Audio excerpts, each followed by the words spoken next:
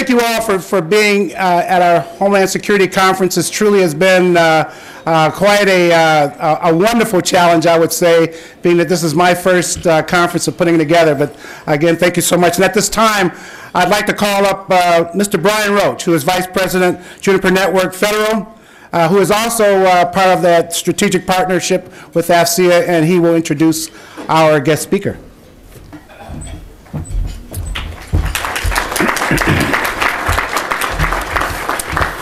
Thanks, Vince, and good afternoon, fellow AFCEANs.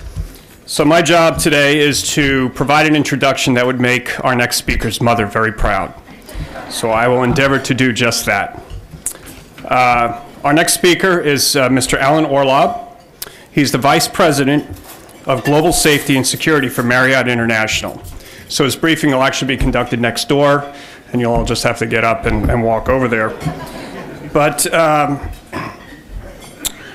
Mr. Orlob oversees the safety and security of all the operations and directs the crisis management program at Marriott. Prior to working at Marriott, Mr. Orlob was the corporate security director for Al Ghanim International, managing a close protection detail, and has been the director of public safety at Snowbird, Utah, which of course is a job that I envy deeply. His public life was served in the U.S. Army, Special Forces, both active and reserve, for 24 years. So thank you for your service, sir. Mr. Orlob serves as the president and chairman of the board of directors of the ISMA, which is the International Security Management Association, and is a member of the executive committee for Orange County, California Sheriff's Homeland Security Advisory Council. He has served as a consultant for the U.S. State Department's Anti-Terrorism Assistance Program on hotel security and is a stakeholder in the RAND initiative on counter-surveillance. In his role, Mr. Orlob has consulted with several foreign governments on hotel security. Following the Mumbai terror attacks, Mr. Orlob testified before the U.S. Senate Committee on Homeland Security in January 2009. Mr. Orlob is a member of the Pacific Council on International Policy and is a former committee chair of the U.S. State Department's Overseas Security Advisory Council. He was a founding member of the Hotel Security Working Group, comprised of hotel corporate security directors from major hotel chains worldwide. Mr. Orlob has been a frequent speaker on terrorism in different venues worldwide, especially in how businesses identified as soft targets can protect themselves against the threat of terrorism. He has written several articles on the subject, as well as a chapter in the book, Homeland Security, published by McGraw-Hill. As you can see, our next speaker, Mr. Orlob, is well prepared to provide us with a unique perspective on this important topic. Mr. Orlob.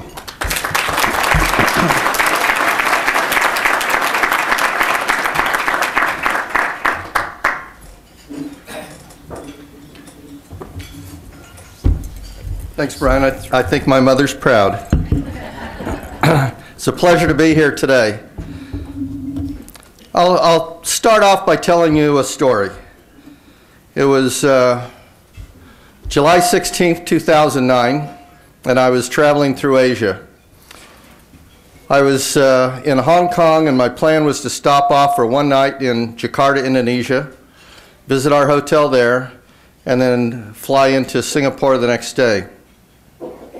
I flew into Jakarta and had a meeting with the general managers of our hotels, as well as my regional director who was traveling with me.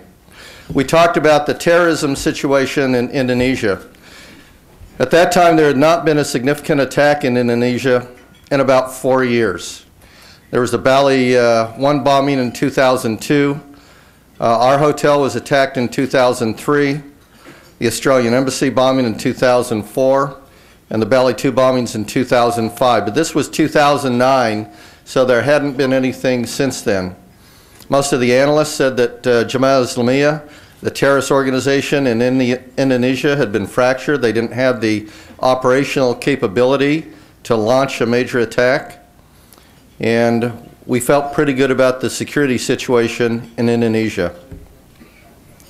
The next morning, I woke up early.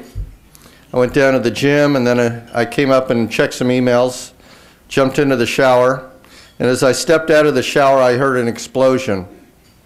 I was staying at the Ritz-Carlton Hotel, and that's one of our brands, by the way. But I was the Ritz-Carlton is directly across the street from the JW Marriott. And I looked out my window and I could look to the front of the JW Marriott and I saw smoke coming out the back and people running. My regional director called me on the phone and asked me if I had heard the explosion. I assured him I had. I instructed him to go across the street and I would join him in a minute. And as I started to dress, there was another explosion, this time in the Ritz-Carlton. So again, he called me, I directed him across the street, and I went downstairs to see what we had in the Ritz-Carlton. And I remember getting on the elevator that day, and it started going down, and it would stop on a floor, and people would get on and stare straight ahead, nobody saying anything, until about the 6th floor. There was a woman who got on, and she said, "Did you guys hear that? It sounded like an explosion."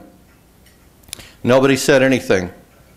And then the doors opened at the lobby level, and I looked off to the left, and I followed the glass, the broken glass, and the destruction into the restaurant.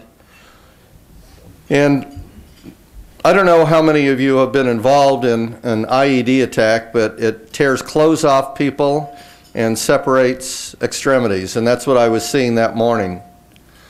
You know, they showed me the bodies in the room, and I stayed there for probably 15 minutes and then moved across the street to the JW Marriott to see what had happened there. And it was a similar situation. I went into a room and I wasn't counting fully membered bodies. So it was a bit disconcerting to me to understand the devastating effects of an IED attack and the devastating effects of terrorism. And I remember my emotion that morning was one of anger. I thought, how could somebody do this to another human being that they had no stake in this at all? And I just remember feeling that sense of anger that morning. So we activated our crisis group and moved on with the crisis.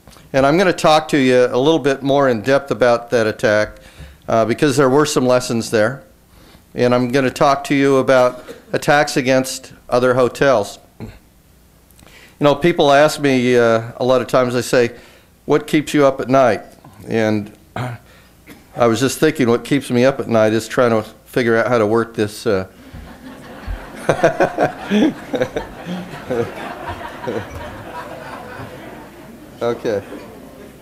Okay, I can sleep now. It's a graph like this that keeps me up at night. This is a graph that was put together by Stratfor, and it shows the exponential rise in attacks against hotels, particularly since September 11th. There have been more attacks against hotels than any other industry, and that's what we deal with all the time. And I'll take you through and talk to you a little bit about some of them. This was in Amman, Jordan, 2005. They hit the Radisson, the Days Inn, and the Hyatt in Amman, Jordan. This was kind of interesting because the State Department had just contacted me before this, and they said a foreign government has requested assistance with security. Hotel security is not in our area of expertise. Will you come in and consult? And I said, sure.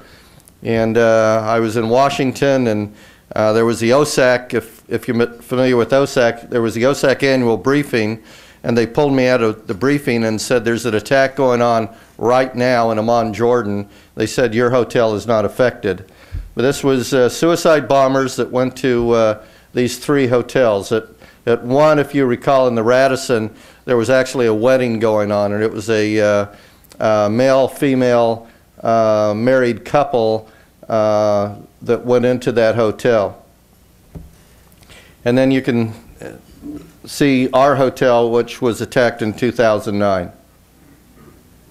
We look at active shooter attacks, and Brian mentioned I testified before the Senate Committee on Homeland Security. Part of my testimony was talking about the fact that that wasn't the first time we had seen an active shooter attack. Actually, in January of that year, in Kabul, Afghanistan, there had been an active shooter attack on the Serena Hotel. Much the same tactics, 2 shooters went into that hotel. And then, of course, the Mumbai attacks that I think most of you have seen the news last week. I flew in from Bangkok last night. I was in Shanghai at our general managers conference for Asia Pacific, and I was speaking at the conference, and I was speaking particularly to our general managers in India and about the problems we were seeing in India. And 2 days later, the attacks in Hyderabad took place.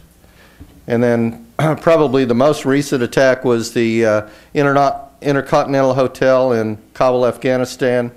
And when these attacks happen, we study them. We study their TTPs, their tactics, techniques, and procedures. We want to understand what happened, what the vulnerabilities were, so that we can make sure that going forward, we build our defenses in.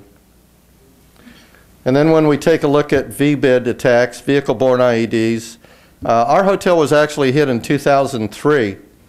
And that was a case where we had the hotel at what we call threat condition red.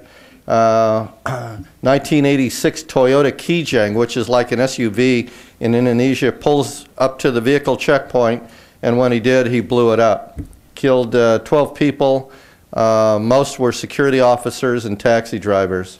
Taba Hilton, SUV pulled into the lobby of that hotel and blew it up. Sharm el Sheikh, that was a Ghazala Gardens hotel. So it just goes on. And the Islamabad attack, how many of you have seen the movie just out, Zero Dark 30? You probably saw they showed the Marriott Hotel in Islamabad. And I'm sitting there watching the movie, and I didn't expect to see that. And all of a sudden it said Islamabad, Marriott Hotel Islamabad. And I looked at it and I thought, that really does look like the restaurant there. And the next thing, the next scene is it blows up. Well, I was over there 2 days after. This was a crater 60 feet across, 24 feet deep. We had a delta barrier up at the hotel. I mean, how many of you have seen hotels with delta barriers? But we had so much security there that we had actually installed delta barriers there to stop vehicles. And this dump truck, I think he felt that he could run right through the delta barrier and into the lobby of the hotel. The hotel, it was during Ramadan, and they were celebrating Iftar, which is the breaking of the fast. The hotel had about 1,500 people in it at the time, and he hit that delta barrier and it just hung him up. He couldn't move forward and he couldn't move backward. There was a small charge that went off in the cab of the truck, and then 7 minutes later the larger charge went off, which was a huge charge. We had 132 feet of setback, which is important to understand because the U.S. government standard for setback for one of our buildings overseas is 100 feet, and we had 132 feet. So we had actually exceeded that, but the size of the device was just so big it overwhelmed our defenses.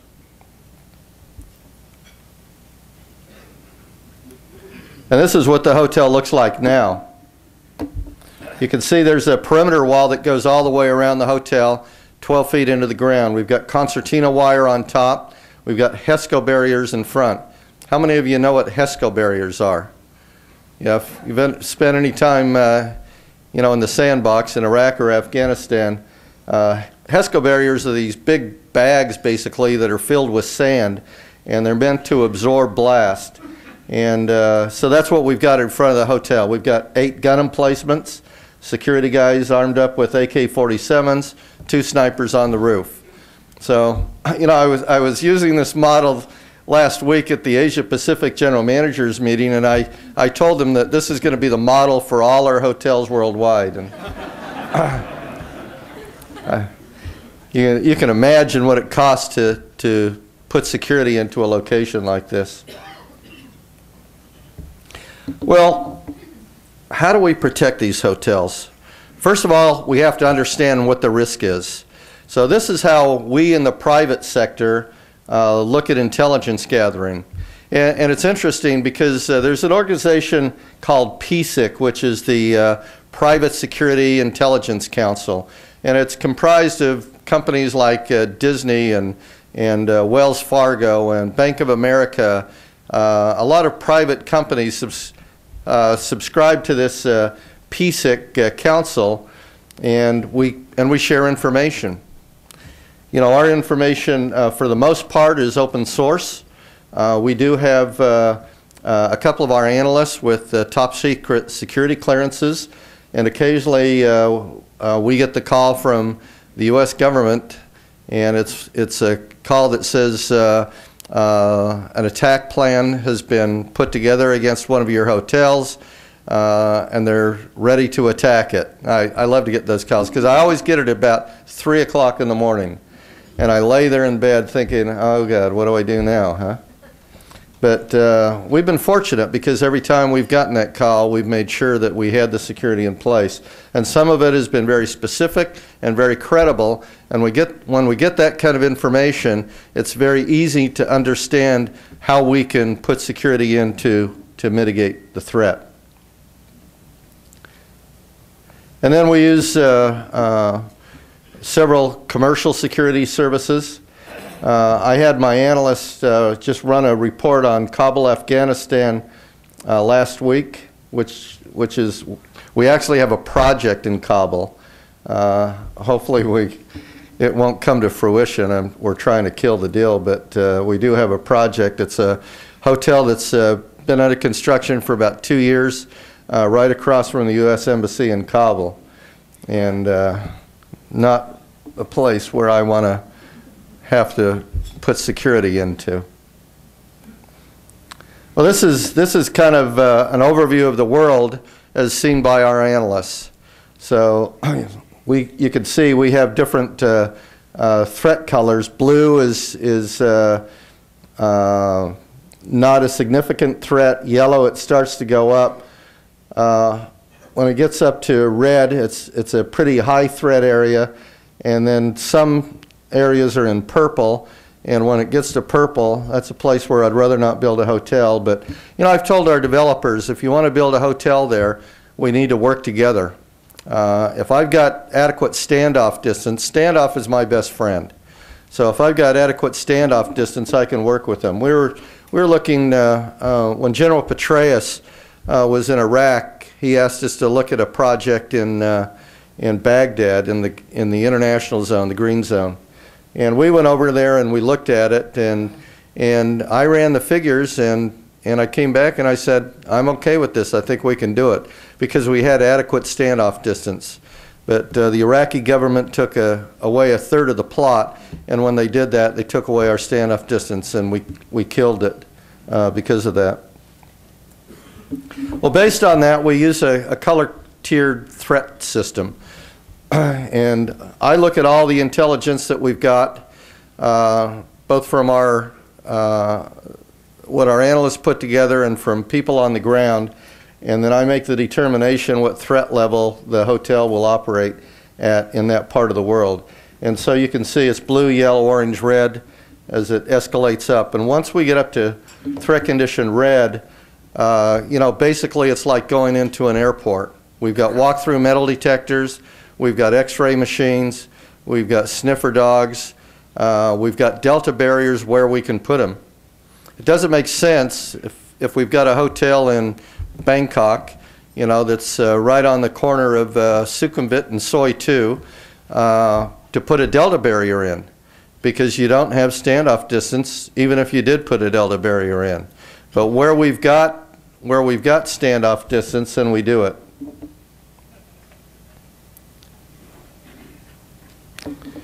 And this is, again, looking around the world. This is our most current threat chart. And you can see, and this is where we have operating hotels around the world. So we do have hotels in Algeria.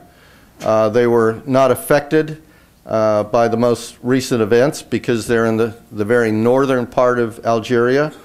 You can see we've got hotels in India at threat condition red. We also have hotels in India at threat condition yellow. And the reason for that is it's kind of like the United States. You know, you're not going to put the Des Moines, Iowa at the same threat level as you would in New York City. So we have to drill down on it, and that's what my analysts have to do, is drill down on every city and every location where we're putting a hotel so that we really understand it. Because if I just wave a broad brush and say we're going to put all these hotels at threat condition red, we're going to get a lot of pushback from the hotel owners. And let me explain that a little bit. Marriott operates about 3,700 hotels worldwide under 17 different brands, all the way from Ritz-Carlton to JW Marriott down to Spring Hill Suites. We don't own hotels. That's not our business. We manage hotels. So essentially what we do, you know, the old model used to be we would go out and we would buy a piece of land and build a building and hire some people and run it as a Marriott hotel. But about 20 years ago, we got a new CFO, and he said, we're tying up all our capital in real estate. So we sold all our hotels. We sold the real estate. So we don't own hotels, we manage hotels. And when we put security enhancements into the hotels, the cost is borne by the owner. So it's up to me. I've got to be the sales guy to convince that owner that, first of all, the threat is high enough that we've got to put that security in, and secondly, that he's going to have to spend the money to do it. But, you know, I'll give you an example of that. After the bombing in 2009, I flew into Bangkok. We were going to open a new Renaissance hotel in Bangkok, and I met with the owner. And the hotel was due to open in just a couple of months, and the owner said, I'm out of money. He said, I can't go to the bank anymore and get any more. I've spent every cent I can on this hotel. I don't have any money left, and I can't put in the security you're asking me to. And, you know, I kind of begged and cajoled for a while, and finally I said to him, I said, let me tell you something. If you don't spend the money on security, you're just another hotel in Bangkok. And when people come into Bangkok looking for a hotel with security, we can't sell it. But if you'll put the security into that hotel, we can drive business into your hotel. There's going to be a return on that investment. And he went ahead and put the security in the hotel. And it was interesting because I was in Bangkok about a year ago and staying at that hotel. And they told me that, and at that time there's a significant threat of terrorism in Bangkok.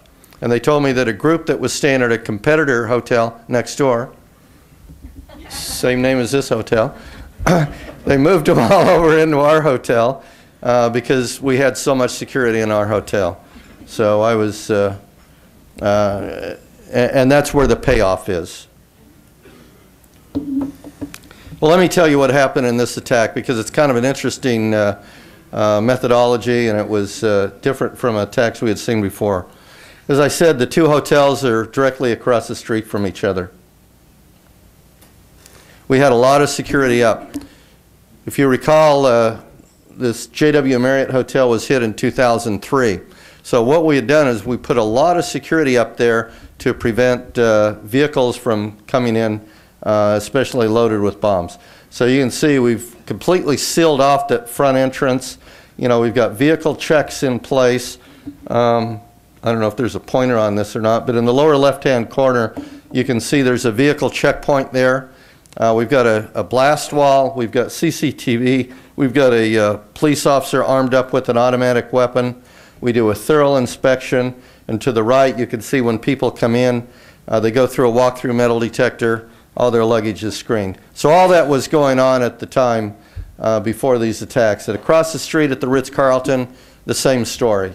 A lot of security, and mostly to prevent vehicle-borne IEDs from coming through. On the 10th of July, there was a reservation made at the Central Reservation Office in Jakarta. Somebody called and said they wanted a room for 2 nights, checking in on the 15th, out the 17th. They were quoted a rate of $140 US. They accepted the rate and made the reservation. And here he comes. This is a guy by the name of Donnie Pramana. Donnie was 18 years old. He had graduated from high school 2 months before this. And he's arriving in this Bluebird taxi cab. He used an alias by the name of Nani Pramana. I'm sorry, Nani Hasdi. And here he is coming through the walk-through metal detector. All his luggage is screened. Everything's fine. He moves up to the desk here and he's checking in at the desk. He was given room 1808. There's the registration card. And you can see it's under the name of Nuri Hasdi, $140 a night. And he checks into his room. You know, when you stay in a hotel, these little key cards, we can interrogate the lock, and every time the key goes in, we can tell. And that's what was going on here. If you look at under the yellow there, you can see that his card went into the room at 3:17 p.m. That's when he checked in to the hotel. But you could see there was another, it says copy number 1. He went down to the desk and asked for a second card. And when they made the card, that other card, he gave it to somebody. So you can see during his stay there, he comes in a couple of times, that other person comes in several times. And the last time the key entered the room was 7:26 a.m. on the 17th. And the bombing occurred just after that. We think that's the time the explosives were brought in to Donnie Pramana. Here he is. He comes off the elevator that morning, and he's pulling this bag, and he's wearing a backpack, but he's wearing it to his front instead of on his back. The security officer was standing there at the bottom of the elevator and saw him come off and thought, this looks a little strange. You know, where's this boy going? If he would have gone off to the right, he would have gone into the restaurant, possibly to have breakfast. That would have been okay. If he would have gone off to the left, he would have gone to the reception area, possibly to check out, and that would have been okay. But he continued across the lobby.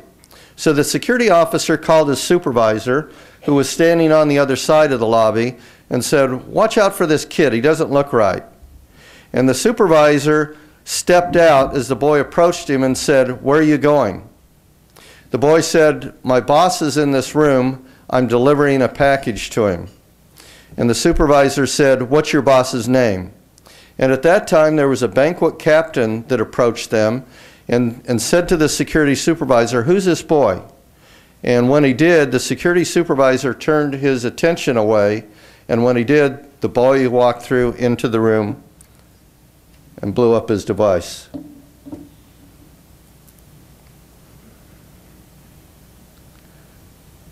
There were a dozen people in the room that morning. 9 of them died. It was a group that was called Castle Asia, run by an American by the name of Jim Castle. And every Friday morning for 2 years at 7:30 a.m., they had been having this meeting. And it was a group that came together and talked about investment opportunities in Indonesia. And that's what was going on that morning when Donnie Pramana came in.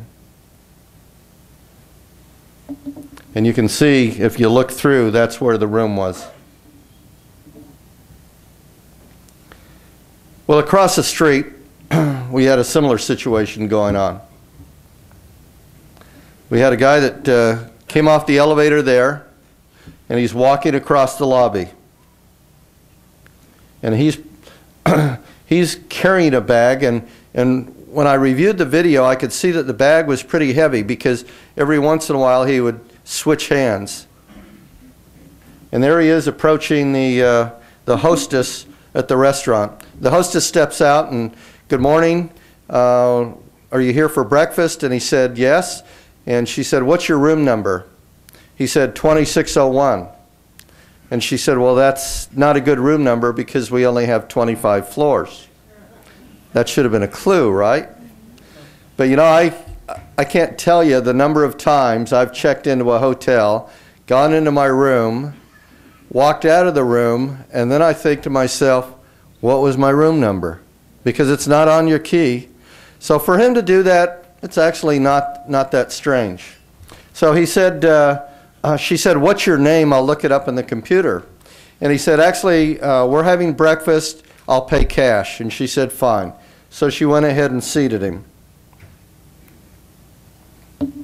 And a few minutes later, he got up, walked over to the center of the room, and detonated his device.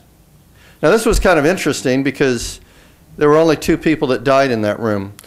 The restaurant that morning was packed, but there were only 2 people that died. There were only 2 people that were around him at the time. Can you think of why? If you think, 5 minutes before that, the bomb had gone off across the street at the JW Marriott. And what do people do when something like that happens? They all ran to the window to see what was going on. So by moving to the window, they moved away from him, and it probably saved a lot of lives. And I think what had happened here is he was told by his handler exactly where to stand when he blew himself up, and that's where he was that day. But fortunately, there were only 2 people around him. And that's kind of what I was seeing when that's kind of the cleaned up version of what I saw when I got down there. So we had a meeting that morning of the crisis team. And the human resources director said, we had a resignation this morning. She said, I've got the letter here. It says, and it's from our florist. And he says, today is my last day of work. I owe some people some money, so please pay them out of my last paycheck, but I won't be back to work. And I thought, well, okay, you know, that's someone we need to locate. Maybe he's missing. We'll check the hospitals and see if we can find him. We talked to the bellman who had been standing there in the elevator lobby, and he said, I saw the elevator come up from the lower lobby, the doors open, and this guy walked off. So the elevator didn't come down from the guest floors, it came up from the lower lobby. So he thought, well, how would he get into the lower lobby? There's only 3 ways. 1, he could come through the loading dock, so he checked the CCTV, everything was clear. 2, there was a tunnel that actually connects the 2 hotels. So he talked to the security people in the tunnel, everything was clear. The 3rd way is to come through the employee entrance. So he ran the CCTV on the employee entrance, and this is what we found. Here's our florist. His name is Ibrahim. And you can see he's coming in that morning, and he's pushing a cart. He's got some boxes there, and on top of that, he's got some plants. And if you look at that slide very closely, you can see there's someone with him. And that's who was with him. That's a guy by the name of Nana, and that's our bomber. He came in with the florist. The florist had been working there for 4 years. He worked for an outside company called Cynthia's Florists. So he was a contractor. He wasn't one of our employees, but he had access to both buildings. And he's the one who delivered the explosives. Well, when I looked at this, I thought, they've done this before. They've come in before and done their reconnaissance. This isn't the first time they walked through that door together. And so I said, play the video back. So sure enough, this is what we found. 9 days earlier, here they come. Here comes Ibrahim the florist with Nana the bomber, and they're coming in to do their reconnaissance. So I'm sure Ibrahim brought Nana in that morning, introduced him to the security officers, and said, this is my friend, he'll be working with me for a while. I just want to introduce him around to everybody so you all know who he is. He's really a good guy. He's really good with floral arrangements.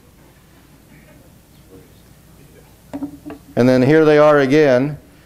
Does this look familiar? This is going into the restaurant.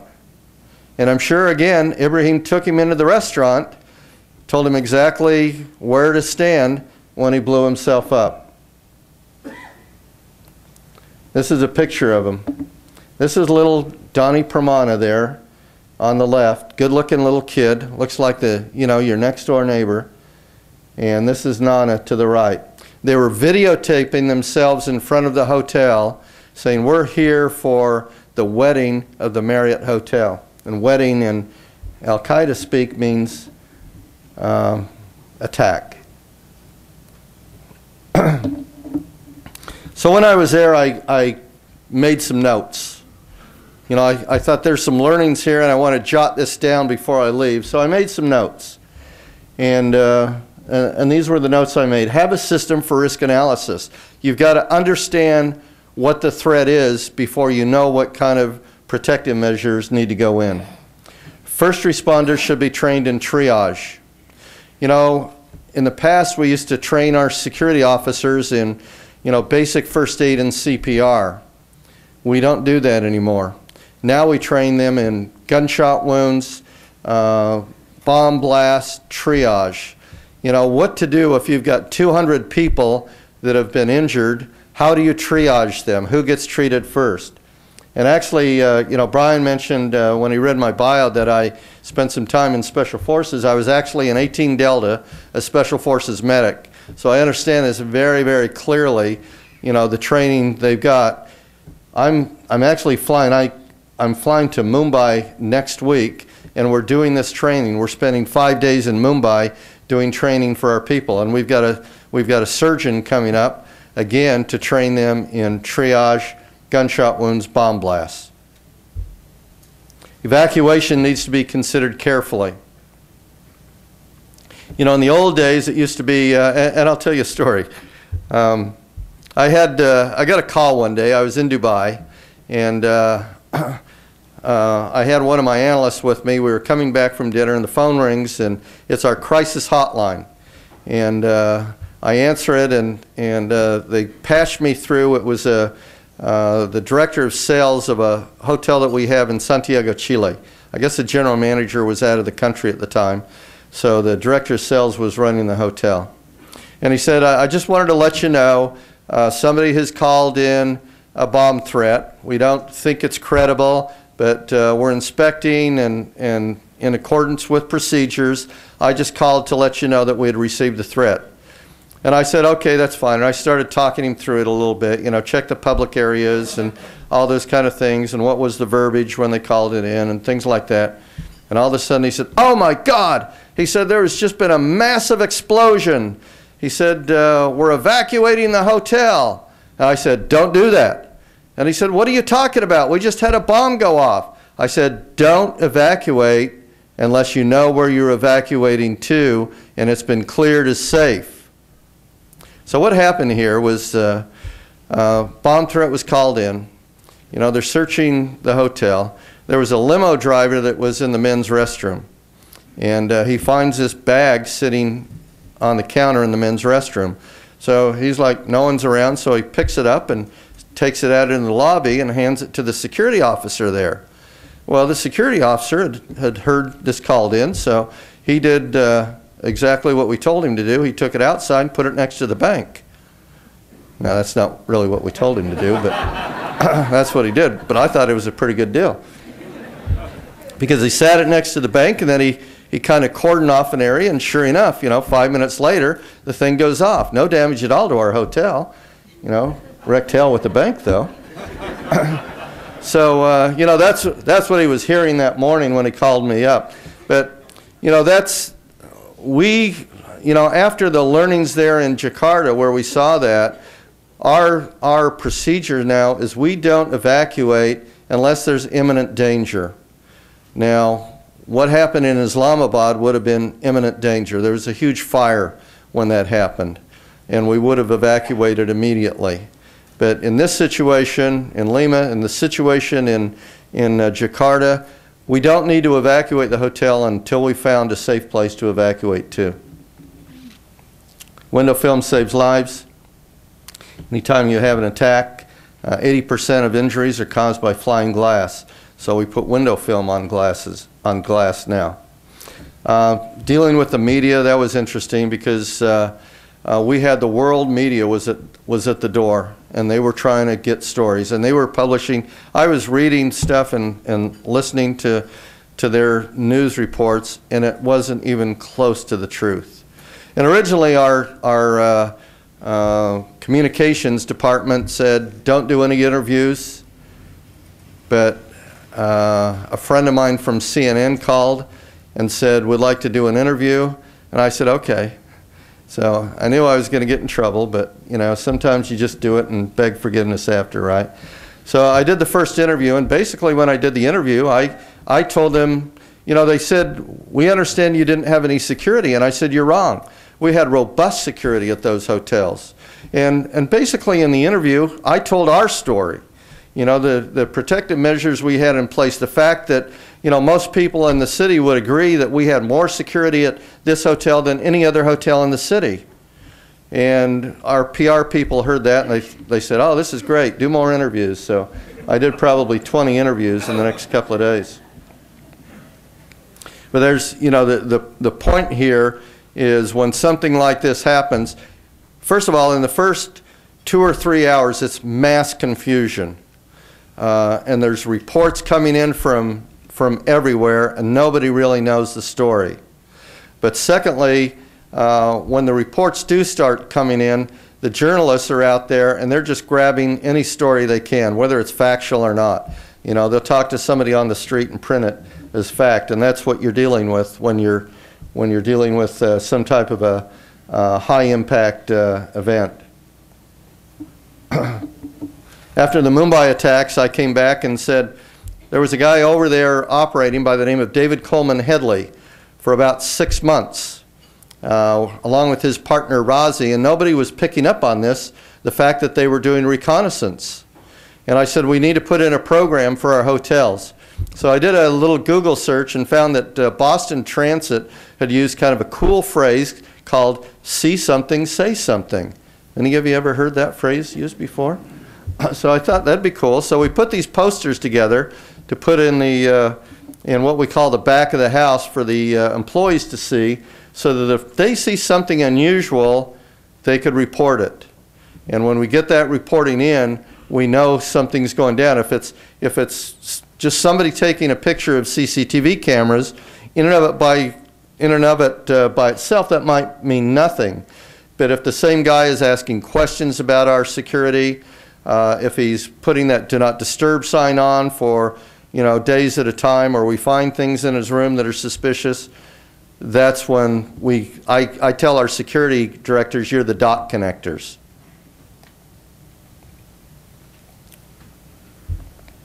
I think I went the wrong way there. The other thing is we want to make sure that we have current plans, because when the Taj was hit, it was 105 years old. And you can imagine how many times it had been renovated with no plans. So I told them, you've got to have current plans.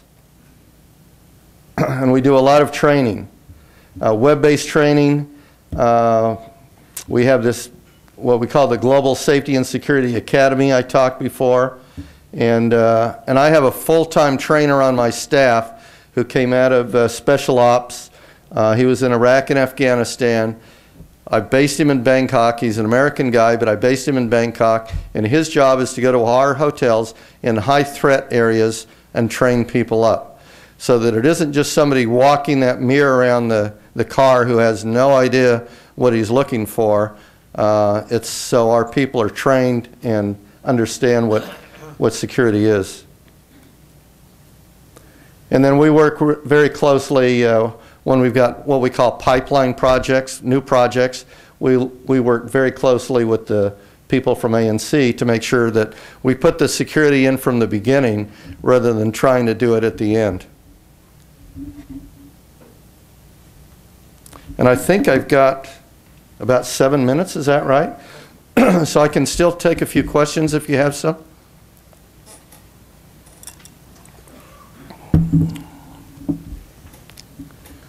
It's always hard to get that first question out. Yes, sir.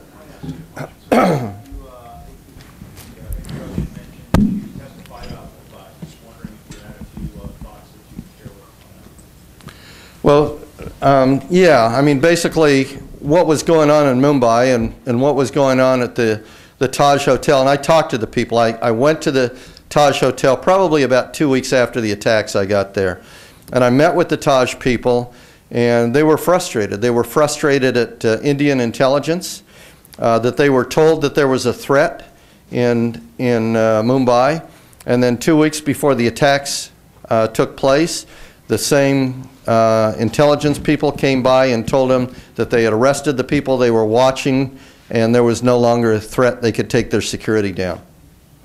They were frustrated too because the people that came, the black hats, the people who responded were based in Delhi. Now, when this thing happened, it happened at about 9 o'clock at night. And by the time the guys up in Delhi, the Black Cats got down. They had no dedicated aircraft. So they had to wait for the first commercial flight the next morning at 6 a.m. And so they get on a plane and fly into Mumbai, which is a city of 18 million. And you can imagine, you've seen what Washington, D.C. traffic is like on a bad morning. Think of Mumbai then. And that's the problem they had. I mean, there were so many failures there. And the same thing, you know, there was no sense of security awareness. You have to understand there that it's a caste system too.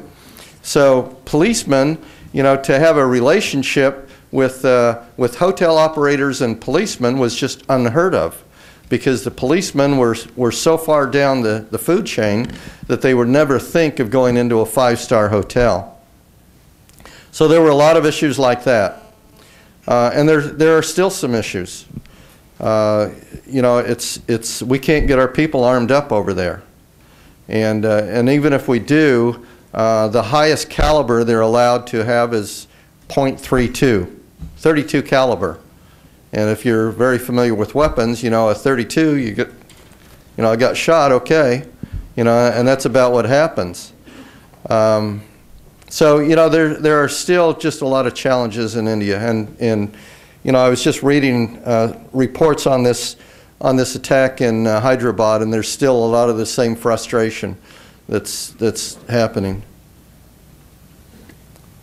Yes, sir, in the back. So you talked about some of the properties that you have in the high threat areas. Yeah. Without, I recognize to answer this question, you might have to skirt revealing any sensitive operational details, but can you speak to how you handle the insider threat when employing the local population? Yeah, you know, it's difficult. We do a lot of screening. We can do background screening for, excuse me, for criminal background. We can actually screen for hospitality skills. But it's very, very difficult to screen for ideology, because you've got somebody working in a hotel in Islamabad. He's been working there for the last 6 years and doing a great job. He's a moderate Muslim. And then there's a predator strike in North Waziristan that takes out his uncle and his 2 favorite cousins. And someone who is a moderate Muslim now becomes an extremist. So we've told our people there are signs to watch for. You know, if somebody is moderate and suddenly he starts going to the mosque every Friday to pray, he's praying 5 times a day, he's got that red mark on his forehead, which means he's praying so fervently, he starts talking about anti-American rhetoric, those are the kind of things we look for.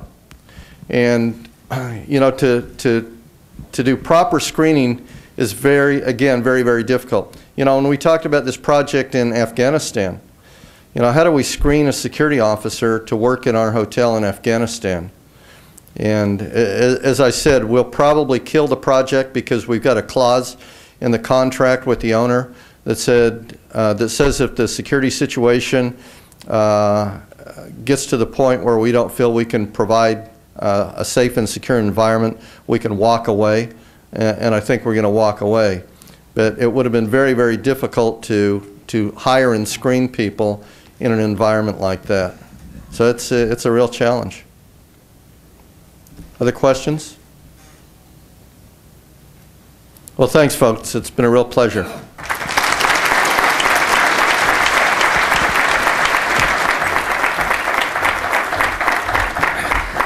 Yeah, on behalf of AFCEA, I want to thank Mr. Orlob for that phenomenal presentation. And I don't know about you, but for me, it was a little bit of a dose of reality again. You know, we see these news stories about bombings and things like that, and sometimes I think we think about, you know, a lone terrorist driving a car or something, but I think the reality is the threat is real, and it's sophisticated, and it's got reconnaissance behind it, and it's going to take a defense that's proactive to stop these kinds of threats. And thank you, Mr. Orlob, for bringing that reality back home to us again, because one thing we know is we can never get complacent again because the enemy is not. And on behalf of AFCEA, we'd like to take a copy of a book of our speaker tomorrow, a signed book. He's speaking on a little different model for Homeland Security going forward. I'm sure you can place this with your probably vast collection of books you already have. But thank you very much, sir. Thanks, appreciate it.